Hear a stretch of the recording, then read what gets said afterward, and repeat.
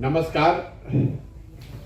जैसा कि आपको पता है 2 अक्टूबर गांधी विधिहरवा आश्रम से जन सुराज अभियान के तहत हमने ये पदयात्रा हम लोगों ने शुरू करी है।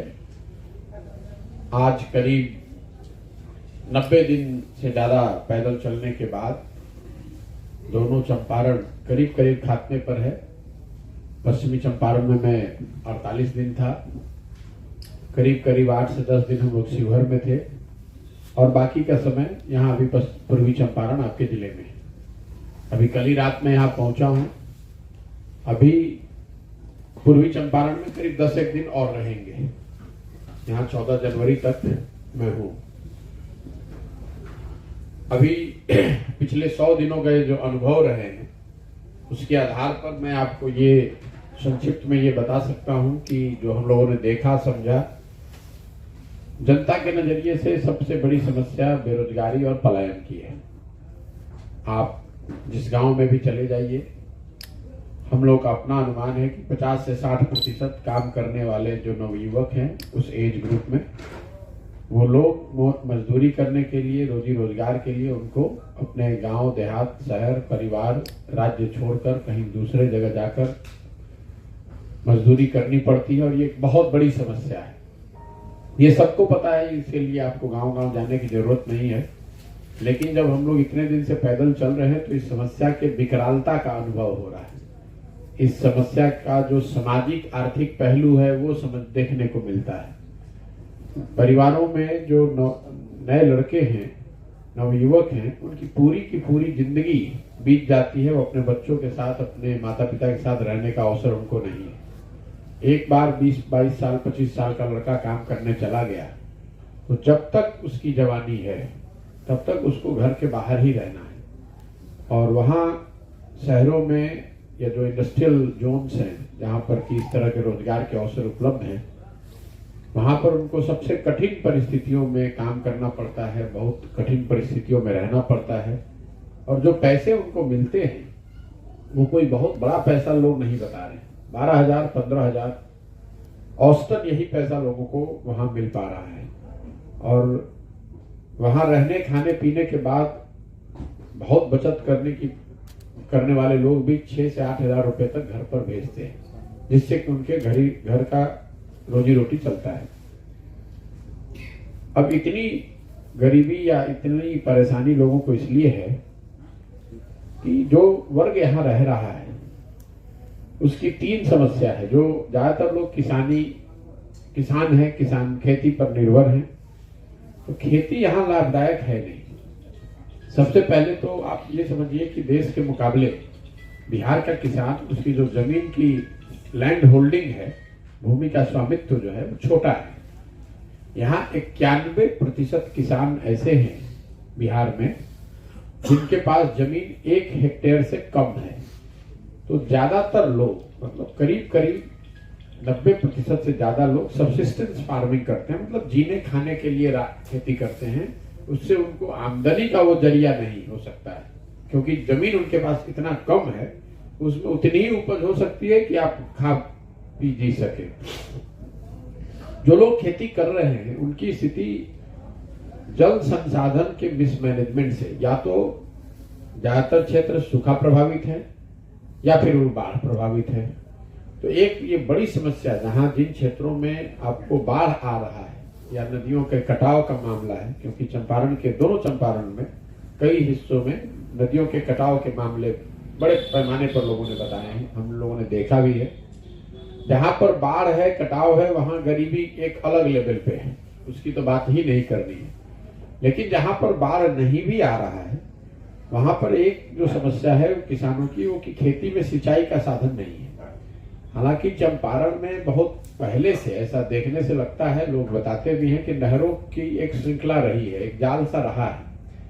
लेकिन रख रखाव के अभाव में ज्यादातर नहरों से पानी खेती लायक या खेती के काम के लिए लोगों को उपलब्ध नहीं है। इस चीज को हम लोगों ने जब आंकड़ों में देखा तो पता चला कि पिछले 10 साल में बिहार के स्तर पर 11% लैंड विथ एश्योर्ड इरिगेशन घट गया है। मतलब ऐसा जमीन जिसपे एश्योर्ड इरिगेशन है नलकूप के माध्यम से या नहर से, ये उस जमीन वो वैसी जमीन 11% कम हो गई है। और उसका प्रमुख कारण नहरों के रख रखाव में जो कमी आई है उस वजह से, और वो चंपारण में दिख रहा है। कई इलाकों में लोग बताते हैं कि 15 साल पहले ये नहर थी, यहाँ पानी आता था, और पानी वो नहीं आ रहा।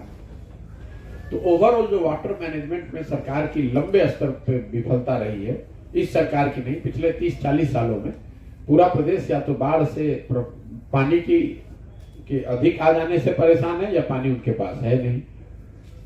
दूसरी जो लॉन्ग टर्म समस्या यहाँ समझ में आती है किसानों के लिए, जमीन छोटी होना, बाढ़ पानी का व्यवस्था न होना, और तीसरा किसानों को जो अगर इन सब के बावजूद कुछ फसल उगा भी ले गए, उनको उसकी कीमत न मिलना। बिहार में समर्थन मूल्य पे, जिसको लोग सरकारी दर कहते हैं, उस पर अनाज बेचा जाना तो मुझे लगता है कि लोगों के दिमाग में ही नहीं है, क्योंकि कभी ऐसा यहाँ समर्थन मूल्य पे, सरकारी मूल्य पर कोई अनाज खरीद हुई नहीं है। तो जैसे अभी हम लोग जब पैदल चल रहे हैं तो धान की कटनी हुई है, और ज्यादातर लोगों ने दोनों चंपारण शिवहर में बताया कि उन्होंने धान बेचा है 1200 से 1500 के रेट से, दर से, जबकि धान की कीमत है, सरकारी कीमत है 20,050 रुपया। अब मैंने इसको भी देखा आंकड़ों में कि बिहार के स्तर पे आखिर सरकारी दर पे धान गेहूं खरीदा जा रहा है कि नहीं। संभव है इस बार चंपारण में न खरीदा गया हो। तो इसको जब आंकड़ों में हम लोगों ने देखा तो पता चला कि पिछले 10 साल में बिहार के स्तर पर 13% धान सरकारी मूल्य पर खरीदा गया है, जो पैक्स वगैरह के माध्यम से लिया जाता है, और गेहूं के लिए वो आंकड़ा है 1%। मतलब 13% धान और 1% गेहूं ही समर्थन मूल्य पे, सरकारी मूल्य पर बिहार में पिछले 10 वर्ष में खरीदा गया है। दूसरे किसी भी फसल के लिए कोई भी सरकारी मूल्य की व्यवस्था खरीद की नहीं है। इसको जब हम लोगों ने और विस्तृत तरीके से समझने का प्रयास किया तो पता चला कि हर साल समर्थन मूल्य, सरकारी मूल्य पर इन अनाज, फूड ग्रेन्स को न खरीद पाने की वजह से बिहार के किसानों का करीब करीब 25,000 करोड़ रुपया सालाना का नुकसान हो रहा है। मतलब अगर ये धान, गेहूं, गन्ना, बाजरा, मक्का, जितने चीजों के लिए सरकार समर्थन मूल्य केंद्र सरकार घोषित करती है, अगर इसको समर्थन मूल्य पर बेचने की, खरीदने की व्यवस्था हो जाती तो बिहार के किसानों को करीब करीब हर साल 25,000 करोड़ रुपया अलग से मिलने लगता है। और इसकी चर्चा न कोई करता है, न पब्लिक उसकी डिमांड कर रही है। लोग बात करते हैं लेकिन इसको लेकर ना कोई यहाँ आंदोलन हुआ, ना कोई ऐसा प्रयास हुआ। आपके रेफरेंस के लिए बता दूं कि पंजाब में ये आंकड़ा है 70%, 13% बिहार में है और गेहूं का 1%। बिहार, पंजाब के किसान 70% धान गेहूं अपना समर्थन मूल्य पर बेचता है। और फिर हम लोग बिहार में बैठ के बात करते हैं कि भैया पंजाब का किसान बड़ा धनी है, वो आगे है। स्वाभाविक तौर पर जब 70% उसका अनाज खरीदा जाएगा समर्थन मूल्य पर और आप अपना 90% अनाज बेच रहे हैं 30%, 40% डिस्काउंट पे, तो आपकी हालत खराब ही रहेगी। एक जो तात्कालिक बहुत बड़ी समस्या लोगों ने हर जगह बताई है, आप लोग भी रोज सुनते देखते होंगे, वो खाद की कालाबाजारी, खाद की अनुपलब्धता। धान के समय में कटाई से पहले भी लोग यूरिया ढूंढ रहे थे, उस समय भी 700, 800, 900 के दर से यूरिया बिक रहा था। अभी तो जैसे मारा मारी है, चूंकि गेहूं की बुआई हो गई है और लोग पटवन करके बैठे हुए हैं, परेशान हैं कि भाई किसी भी तरीके से उनको यूरिया मिल जाए। और ये कमोवेश स्थिति दोनों चंपारण और शिवहर हर जगह सुनने को मिली। सीमावर्ती क्षेत्रों में जो नेपाल से सटता हुआ एरिया है, जो जितना करीब है वहां यूरिया की किल्लत उतनी ज्यादा है। ये दिखाता है कि यूरिया का जो स्मगलिंग हो रहा है, यहाँ से जो नेपाल जा रहा है यूरिया, उसकी वजह से शायद शॉर्टेज है। दूसरा, लोग ये भी बता रहे हैं कि यूरिया बड़े पैमाने पर इलीगल तरीके से शराब बनाने के लिए भी यूज किया जा रहा है। और कुछ जो सरकार की अपनी विफलता है, जिन्होंने खाद को होल्ड करके रखा है, उन पर कोई कार्रवाई नहीं हो रही है। तो सबसे बड़ी तात्कालिक समस्या किसानों के लिए खाद और बीज का न उपलब्ध होना, विशेष करके यूरिया का न उपलब्ध होना। और यूरिया का दाम 700, 800, 1000, उसके लिए भी लोग बता रहे हैं कि इस जाड़े के समय में 5 बजे 6 बजे से लोग लाइन लगा रहे हैं। कुछ जगह पर तो मुझे ऐसे भी लोग मिले कि बताया कि 4 बजे से लाइन में खड़े हैं सर, और पुलिस लाठी चार्ज किया। मधुबन वाले एरिया में, मधुबन पिपरा वाले एरिया में पुलिस ने लाठी चार्ज किया है। महिलाएं बैठी हुई है सुबह 4 बजे से लाइन लगा के, ताकि उनको खाद मिल सके। ये स्थिति है। तो पहला मैंने आपको बताया रोजगार पलायन, दूसरा आपको बताया कृषि। क्यों? क्योंकि अब किसानों की हालत, खेती की हालत इतनी खराब है, लाभदायक है नहीं, तो लोग, दूसरा एक उपाय ये था लोगों के पास कि उनके पास रोजी रोजगार अपना होता, व्यापार होता या नौकरी होती। वो क्यों नहीं है? तो उसकी वजह यह है कि यहाँ पर शिक्षा व्यवस्था पूरी तरीके से ध्वस्त है। वो तो सबको पता है। जब हम लोग पैदल चल रहे हैं तो उसकी वजह क्या है? एक तो सरकार की शिक्षा को लेकर उदासीनता। कहीं ना कहीं शिक्षा, यहाँ बात तो सब कर रहे हैं, लेकिन शिक्षा कहीं ना कहीं कोर में है ही नहीं। न जनता शिक्षा के नाम पर वोट कर रही है, न सरकारों का शिक्षा को लेकर वो कोई सक्रियता दिखती है। एक समता मूलक शिक्षा व्यवस्था बनाने के चक्कर में इन्होंने हर जगह बिल्डिंग खोल दिया, बिल्डिंग बना दी, शिक्षकों का ट्रांसफर पोस्टिंग उस हिसाब से कर दिया। पूरी जो स्कूली शिक्षा है वो उत्क्रमित विद्यालयों और नियोजित शिक्षकों का जमवाड़ा है। सारे विद्यालय उत्क्रमित हैं। पेपर पर ही प्राथमिक विद्यालय को मध्य विद्यालय, मध्य विद्यालय को उच्च विद्यालय बना दिया गया, और पूरे जो शिक्षक बिरादरी है वो नियोजित शिक्षकों का एक ग्रुप है। तो पूरी बिहार की शिक्षा व्यवस्था 30-40 हजार करोड़ रुपया पब्लिक का खर्च करके ये उत्क्रमित विद्यालयों और नियोजित शिक्षकों को के जरिए शिक्षक बिहार के समाज को शिक्षित करने का अभियान है। इसका खामियाजा ये हो रहा है कि जो विद्यालयों के फिजिकल इंफ्रास्ट्रक्चर है, जो शिक्षक है और बच्चे हैं, इन तीनों का समायोजन कहीं नहीं है। मतलब जहां बिल्डिंग है वहां शिक्षक नहीं है, जहां शिक्षक हैं वहां बिल्डिंग नहीं है, जहां दोनों है वहां बच्चे ही नहीं है। तो इस समायोजन का गड़बड़ हो जाना एक बड़ी कारण मुझे समझ में आता है, एक बड़ा कारण, जिसकी वजह से कि शिक्षा व्यवस्था जो भी थोड़ी बहुत पहले की थी भी, वो भी चरमरा गई। पहले प्रखंड के स्तर पर या जिला के स्तर पर 2-4-5 सरकारी विद्यालय जरूर ऐसे थे जिसके बारे में लोग समझते थे कि यहाँ पढ़ने से आगे आदमी कुछ कर सकता है। अब ये जो समता मूलक शिक्षा व्यवस्था बनाने का प्रयास हुआ तो उन विद्यालयों की स्थिति को भी बर्बाद कर दिया गया।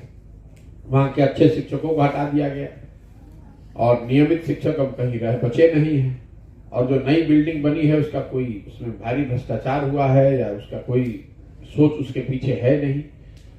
तो और जहां तक कॉलेजेस की बात है, मैं पश्चिम चंपारण के कॉलेज को देखा, यहाँ पूर्वी चंपारण में भी कॉलेजेस को देख रहा हूँ।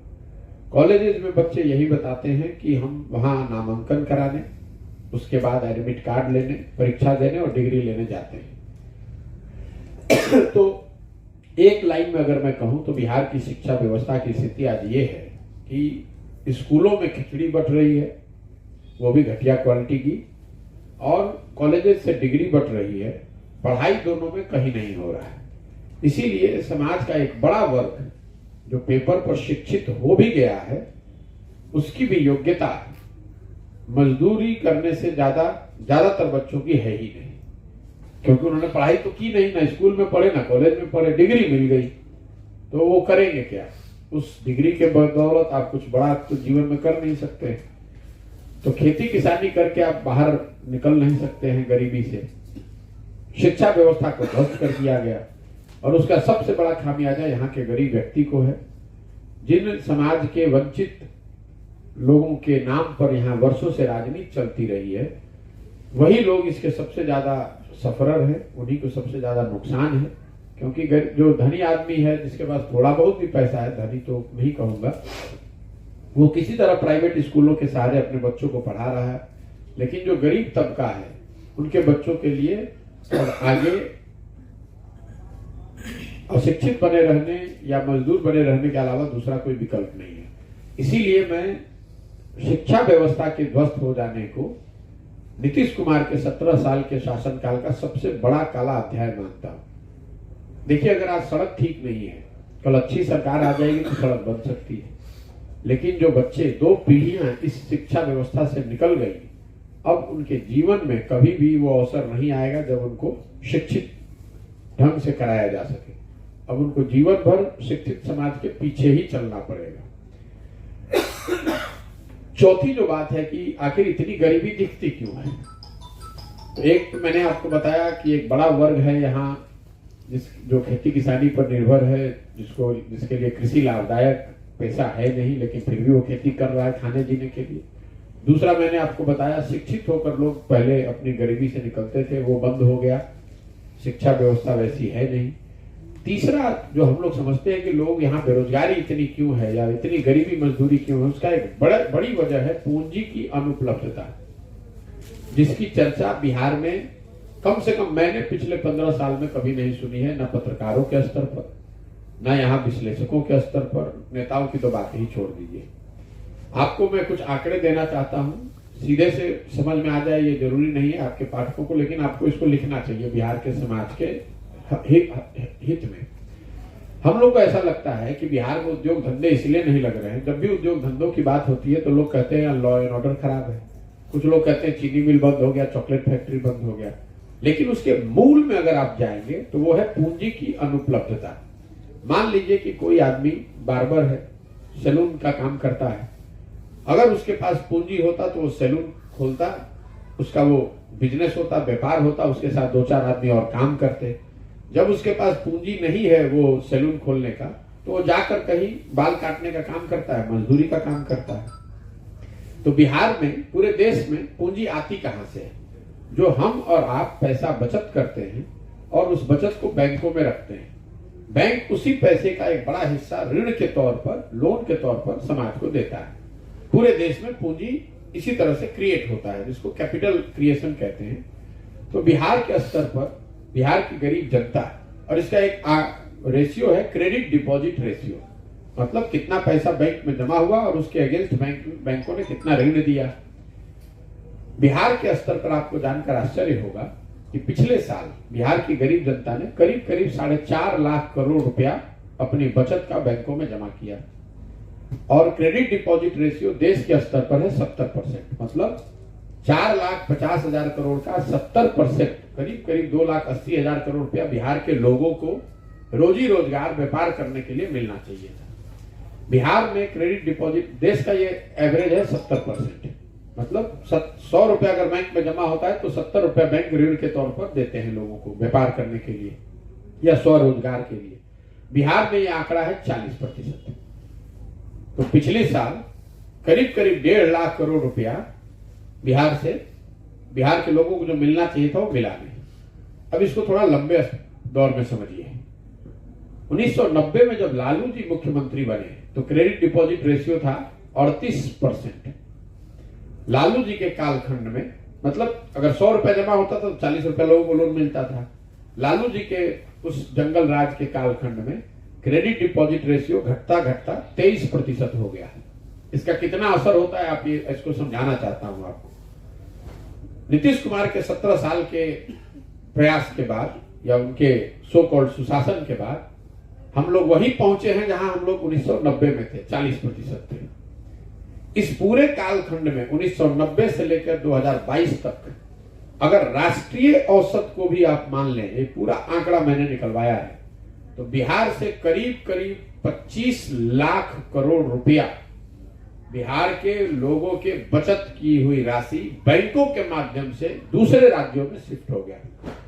25 लाख करोड़ रुपया बैंकों के माध्यम से दूसरे राज्यों में शिफ्ट हो रहा है, जहां पर उद्योग धंधे लग रहे हैं, जहां पर काम हो रहा है। जो देश के अच्छे राज्य हैं, जहां उद्योग धंधे वाले राज्य जिनको माना जाता है, तमिलनाडु में, आंध्रा में, कर्नाटक में, महाराष्ट्र में, गुजरात में क्रेडिट डिपॉजिट रेशियो 90 से ऊपर है। मतलब 100 रुपया वहां के लोग जमा कर रहे हैं तो 90 रुपया बैंक वहीं पर वापस लोगों को पैसा दे रहे हैं। कई राज्यों में तो 100-120 है। तो मतलब बिहार की गरीब जनता यहाँ पैसा जमा कर रही है, और बैंक अपने स्टेट बैंक में आपने यहाँ जमा किया, स्टेट बैंक ने तमिलनाडु में लोन दे दिया।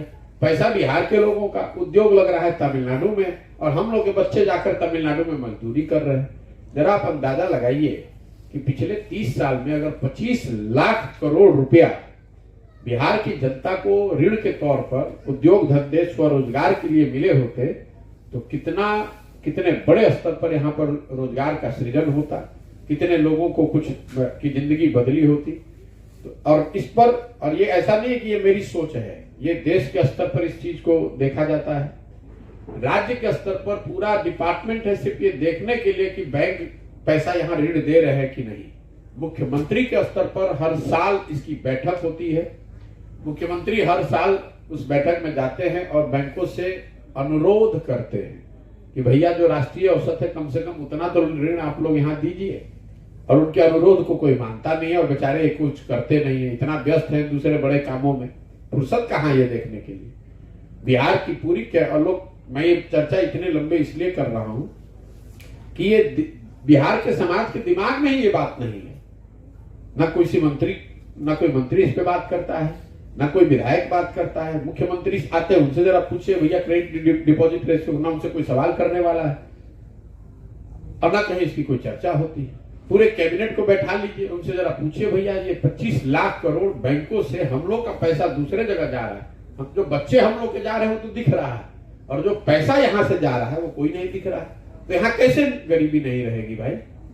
शिक्षा है नहीं, कृषि लाभदायक है नहीं, और पूंजी जो यहाँ के लोग की जो अपने मेहनत करके मजदूरी करके जो पैसा आप बचत कर रहे हैं वो पैसा यहाँ से बैंक के माध्यम से तमिलनाडु कर्नाटक चला जाएगा। तो बिहार का आदमी मजदूर नहीं रहेगा तो क्या रहेगा? यही वजह है कि बिहार में आपको पीढ़ी दर पीढ़ी मजदूरी करने वाले परिवार मिल जाएंगे, जिसको इंटरजेनरेशनल पॉवर्टी कहते हैं। जनरेशन आफ्टर जनरेशन मजदूर का लड़का मजदूर ही बन रहा है। और जहां चले जाइए आपको बिहार में भयानक गरीबी, अशिक्षा और भूखमरी वाले लोग दिखेंगे। इसके अलावा ये तो मेरी जो अभी अपनी समझ है उसको बता रहा हूं, जो बिहार की गरीबी के मूल में जो बातें हैं। इसके अलावा जो सरकार की योजनाएं हैं जिस पर आप लोग लिखते उखते रहते हैं, केंद्र के स्तर पर 2 बड़ी योजना चल रही है। एक प्रधानमंत्री गरीब कल्याण योजना, जिसमें हर लाभार्थी को 5 किलो अनाज हर महीने मिलना है।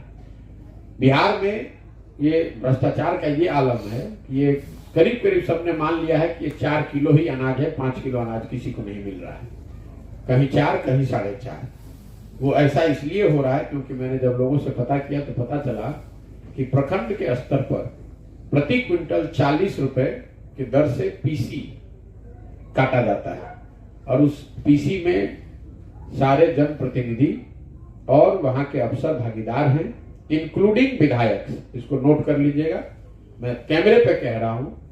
सैकड़ों लोगों ने बताया कि साहब विधायक इंक्लूडेड 40 रुपए प्रति क्विंटल के दर से प्रधानमंत्री लोक कल्याण योजना जो है उसके तहत आने वाले अनाज से काटा जा रहा है। प्रखंड के स्तर पर हर महीने 15,000 से 25,000 क्विंटल अनाज आता है और हर क्विंटल पर 40 रुपए काट लिया जाता है।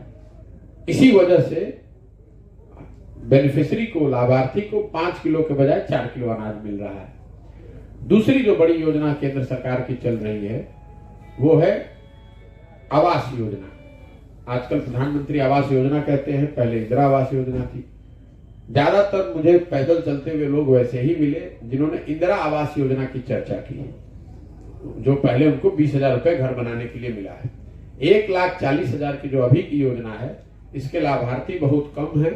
जो मिले वो स्पष्ट तौर पर बता रहे हैं कि 25,000 से 40,000 रुपए तक उन्हें घूस देना पड़ता है, करीब 5 से 6 चरणों में। 3 चरण में पैसा आता है, लेकिन इंदिरा आवास योजना में भ्रष्टाचार की इतनी बढ़िया व्यवस्था है कि आपका नाम जब लिखा जाता है तब 1,000 रुपया लिया जाता है, जब वो नाम आगे बढ़ाया जाता है फोटो खींच के तब 2,000 रुपया लिया जाता है। एक पूरी व्यवस्था बनी हुई है जिसके माध्यम से 25 से 40,000 रुपया इंदिरा आवास योजना में लोगों से लिया जा रहा है। तीसरी बड़ी योजना जो चल रही है वो है स्वच्छ भारत अभियान। केंद्र सरकार की योजना है, बड़ी चर्चा में रही है, लाखों करोड़ रुपए उस पर खर्च किए गए हैं। दोनों चंपारण में खुले में शौच आज भी जीवन की सच्चाई है। मैं पैदल चल रहा हूं तो देखने को मिलता है, कोई भी गांव ऐसा नहीं है जहां खुले में शौच की स्थिति न हो। लोग बताते हैं कि यहाँ पर ओडीएफ सरकारी दबाव में घोषित किया गया है और बड़े पैमाने पर 2,000 रुपए प्रति शौचालय के हिसाब से वसूली हुई है। 2,000 रुपया दीजिए, 12,000 रुपया के लाभार्थी के तौर पर ले लीजिए, ना आपको शौचालय बनाना है, ना उसको यूज करने के लिए कोई प्रमाण देना है। तो ये स्थिति है 3 बड़ी योजनाएं जो गवर्नमेंट ऑफ इंडिया की है। इसके अलावा एक और केंद्र और राज्य की जो मिली जुली एक योजना चलती है वो मनरेगा। मनरेगा जहां पर जिस राज्य में मजदूरी रोजगार इतनी बड़ी समस्या है, मेरी अपनी समझ ये थी कि जमीन पर हम जाएंगे तो मनरेगा की बात करने वाले लोग मिलेंगे। मनरेगा की कोई नीचे चर्चा ही नहीं करता है। करीब करीब लोग भूल गए हैं कि मनरेगा करके भी एक बहुत बड़ी सोशल सिक्योरिटी स्कीम देश में लागू है, जिस पर हजारों करोड़ रुपए खर्च होता है। बिहार में जब आंकड़ों को मैंने देखा तो पता चला कि बिहार की योग्यता एलिजिबिलिटी हम लोग की करीब करीब 10 से 12,000 करोड़ रुपए है। यहाँ के पॉपुलेशन और पॉवर्टी का जो मिक्स है उसके आधार पर करीब हर साल बिहार सरकार केंद्र से करीब करीब 12,000 करोड़ रुपया ले सकती है मनरेगा के तहत। हम लोग पिछले कई सालों से 4,000 करोड़ रुपए के आसपास ले पा रहे हैं। मतलब 1/3 राशि ही हम लोग केंद्र से ला रहे हैं, 2/3 राशि को तो सरेंडर कर दे रहे हैं, वहां से पैसा ला ही नहीं रहे हैं। जो 1/3 पैसा आ रहा है उसमें 40% पीसी कट रहा है।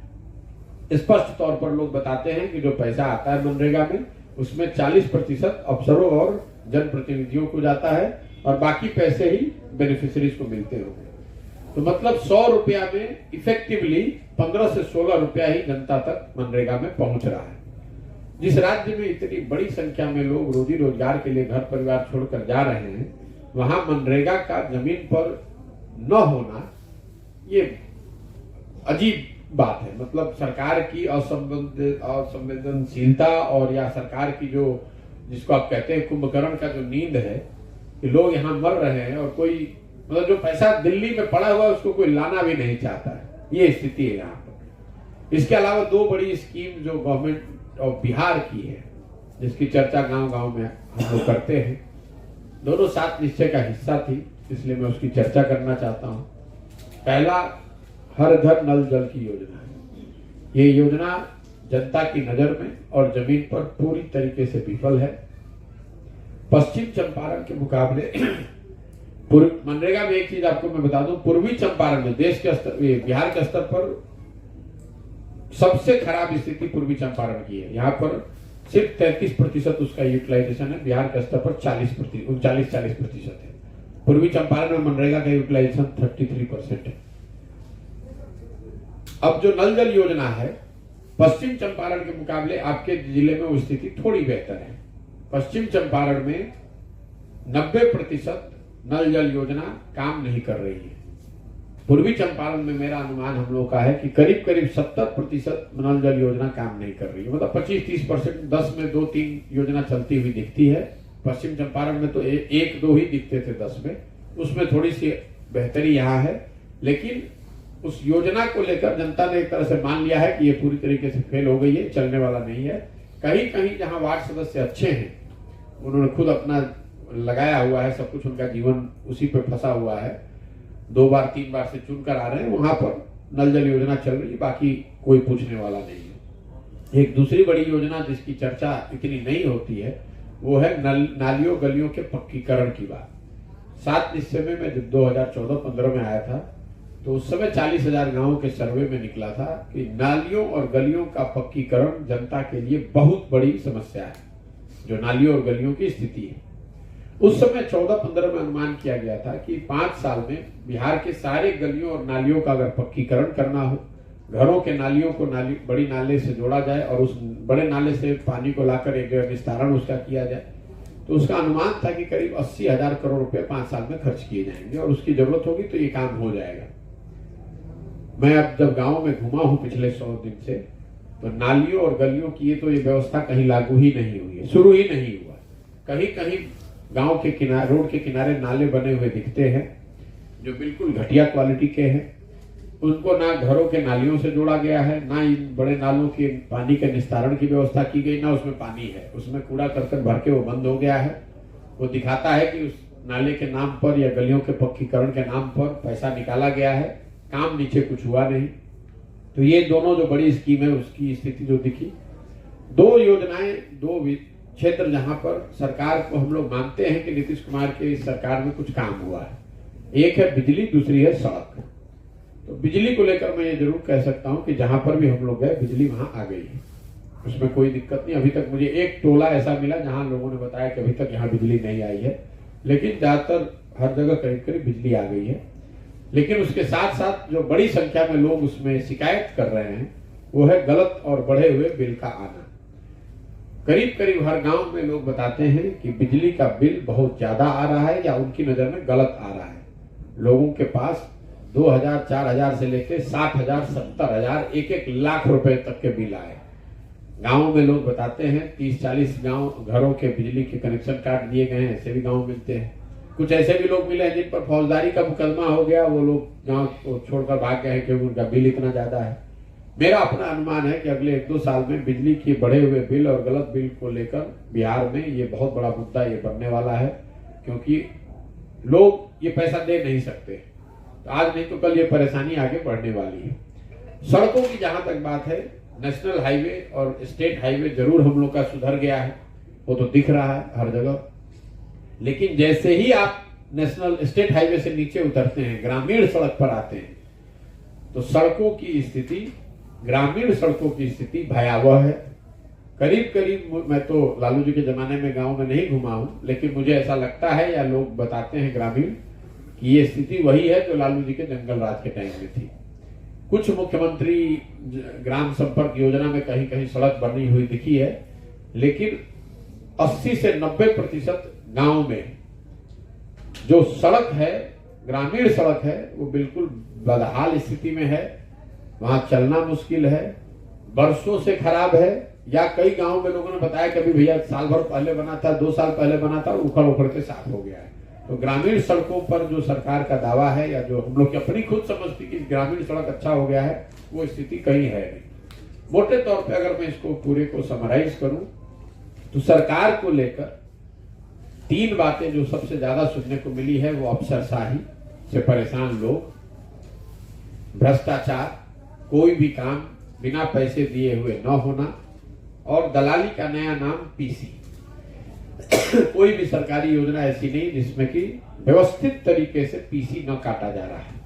ये 3 सबसे ज्यादा सुने जाने वाला शब्द है, अफसरशाही, भ्रष्टाचार और पीसी। इसीलिए मैं कहता हूं कि बिहार ने एक अपराधियों का जंगल राज का दौर देखा है। आज का जो दौर है ये अधिकारियों का जंगल राज है। नीतीश कुमार के इस राज को अगर आप अधिकारियों का जंगल राज कहें तो वो अतिशयोक्ति नहीं होगी। जनता के मन में इस सरकार को लेकर ज्यादातर जगहों पर या तो उदासीनता है या गुस्सा है। मुझे ऐसे लोग नहीं मिले जिन्होंने ये बात कही हो कि देखिए सरकार बनी है, आगे कुछ सुधार होगा।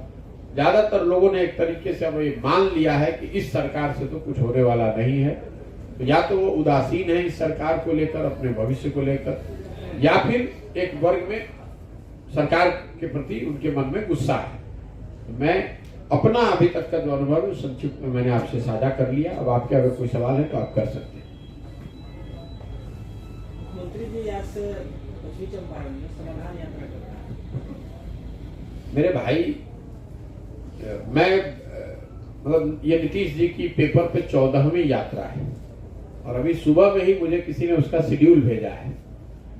मतलब मुख्यमंत्री अपने बंगले से निकलकर प्रशासनिक काम को यात्रा का नाम दे देते हैं। भाई आप एक दिन चंपारण में, बेतिया में आएंगे, कुछ अफसरों और कुछ सिलेक्टेड लोगों से मिलेंगे, अगले दिन आप मोतिहारी में हैं, अगले दिन आप शिवहर सीतामढ़ी में हैं, और एक एक दिन में आप हर जिले को टच कर रहे हैं। वहां पर भी कोई लंबा चौड़ा उनका पब्लिक इंटरेक्शन का कार्यक्रम नहीं है, जहां तक मैं देख पाया हूं। आप लोग पत्रकार हैं, आपको ज्यादा बेहतर जानकारी होगी। उन्हीं अफसरों से जिनको वीडियो कॉन्फ्रेंस से या पटना बुलाकर बात करते हैं, उनसे आकर यहाँ बात करेंगे। जनता से कोई सरोकार है नहीं। मुझे पिछले 3 दिन में जितने लोग मिले वो बता रहे हैं कि अभी से अफसर बुलाकर उनको चयनित लोगों को प्रशिक्षित किया जा रहा है कि भैया क्या बोलना है, क्या नहीं बोलना है। तो इस पहली बात तो मुझे इस बात पे ऑब्जेक्शन है, इसको यात्रा क्यों कह रहे हैं? हर दिन पटना जाएंगे ही, वहां से उड़कर उस जिले में पहुंचेंगे, तो यात्रा किस हिसाब से हो गई? मतलब मुख्यमंत्री हैं, घर से निकल गए तो यात्रा पे निकल गए। ये तो उनका डेली का काम ही होना चाहिए भाई, जनता से मिलना। वो तो अभी भी नहीं मिलेंगे। अब जरा बताइए तो इस पूरी यात्रा में जनता से कहां मिल रहे हैं? वो तो अपने अधिकारियों से मिल रहे हैं। ये तो एक बेसिक ड्यूटी है। देखिए बिहार में एक चीज हुआ है पिछले 30-40 सालों में, यहाँ के लोगों की अपेक्षाओं को इतना नीचे कर दिया गया है कि मुख्यमंत्री घर से निकले, यही बहुत बड़ी बात है। कौन सा ऐसा राज्य में जहां मुख्यमंत्री हर दिन जिले में न जा रहे हैं? लोग हर दिन किसी न किसी जिले में, डिवीजन में जा रहे हैं। इसमें कौन सी ऐसी घटना है जिसको आप लोग न्यूज बता रहे हैं? मतलब यात्रा वो ना कंटिन्यूअस है, मतलब लगातार चलने वाली यात्रा है नहीं। कोई बस गाड़ी से वो कर नहीं रहे हैं, पैदल चलने का तो बात ही छोड़ दीजिए। जनता से मिल नहीं रहे। अपने अधिकारियों की समीक्षा बैठक पटना में नहीं करके बेतिया में करेंगे, पटना में नहीं करके सीतामढ़ी में करेंगे। तो इसमें यात्रा कैसे हो गया भाई? यात्रा का कुछ कॉन्सेप्ट तो होना चाहिए। यात्रा का जो बेसिक डेफिनेशन है, डिक्शनरी मीनिंग है, कम से कम उसको पढ़ लीजिए और फिर हमको बताइए कि यात्रा कैसे है। घर से उठकर आकर एक प्रशासनिक बैठक करना यात्रा कैसे हो गई?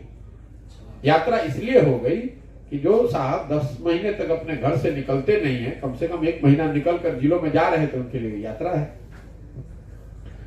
मैंने खुले में चुनौती दी है, नीतीश कुमार जी अपने प्रशासनिक ताम झाम के बगैर एक गांव में पैदल चल के दिखा दे। एक गांव या एक पंचायत तो खुद से चुन ले जहां उनकी समझ से खूब काम हुआ, वहां पर वो पैदल चल के दिखा दे। मैं चुनौती अभी भी दे रहा हूं, चल के दिखा दीजिए ना, आपको पता चल जाएगा कि कितना आपका काम हुआ है और पब्लिक में आपकी क्या इमेज है। सुरक्षा लेकर घूम कर दिखा दे, छोड़िए सुरक्षा, बगैर सुरक्षा की तो बात ही छोड़ दीजिए। सुरक्षा के साथ एक गांव में पैदल चल के दिखा दे नीतीश कुमार, चल ही नहीं सकते। ये तो सर्किट हाउस में बैठ के समीक्षा बैठक हो सकती है। और कोई सवाल भी है? नहीं तो इसको खत्म कर। 1 मिनट। नीतीश कुमार जी अभी करोड़ों के खर्च से जो है बिहार में जाति रहित जनगणना कराने जा रहे हैं, और आपकी जो यात्रा है ये समाज को जो है जात से अलग लेकर जो है चलने की बात है, तो इसको कैसे भेज पाएंगे? देखिए मैं आपको बता रहा हूँ, जहाँ सरकार ही जाति को लेकर कोई भी ऐसी जानकारी जिससे समाज के बारे में बेहतर समझ हो, समाज के बेहतरी के लिए सरकार की ओर से बेहतर प्रयास किया जा सके, उसमें कोई दिक्कत नहीं है। लेकिन सिर्फ और उस नजरिए से जनगणना होनी चाहिए, बिल्कुल मैं उसके पक्ष में हूं। लेकिन 2-3 बातें आप समझ लीजिए। जनगणना का कोई वैधानिक आधार नहीं है, ये तो जनता की आंख में धूल झोंका जा रहा है। क्योंकि जनगणना जो है ये स्टेट सब्जेक्ट है ही नहीं। जैसे यहाँ पर जातियों का कैटेगरी चेंज करके यहाँ पर नुनिया बिंद समाज को कह दिया गया कि आप एसटी हो जाइएगा, लोहार को आपने एसटी रिकमेंड कर दिया, जब आपको वो अधिकार ही नहीं, आप तो रिकमेंड कर सकते हैं। आप लोहार जाति के लोगों से जाकर पूछ लीजिए, पहले वो अति पिछड़ा में थे, उनको एसटी किया गया, फिर एसटी से फिर ईबीसी बना दिया गया, वो बेचारे इतने लोग परेशान हैं। तो ये तो जनता की आंख में धूल झोंकने का सीधा प्रयास है। आपको वो वैधानिक अधिकार है नहीं। प्रशासनिक स्तर पर अगर आप गणना कराते हैं तो बिल्कुल कराइए, उसमें दिक्कत नहीं है। लेकिन गणना कराने से क्या होगा, उस पर आपको काम भी करना पड़ेगा। दलितों की जनगणना तो हो रही है, उसका वैधानिक और प्रशासनिक दोनों आधार है। और दलित महादलित भाइयों की स्थिति आज समाज में सबसे खराब है। भाई ये तो पता है ना, मान लीजिए कि कुछ समाज के वर्ग जिसकी संख्या ज्यादा है, शायद ऐसा सरकार का दावा है कि वो नंबर पता नहीं है, या जितना पता है उससे ज्यादा है। दलितों का तो आपको पता है, उनका क्यों नहीं काम करा दिया? उनकी स्थिति तो बेहतर हो जानी चाहिए। ये तो जनता को एक टेम्पररी बेवकूफ बनाने का, वोट लेने का उपाय है।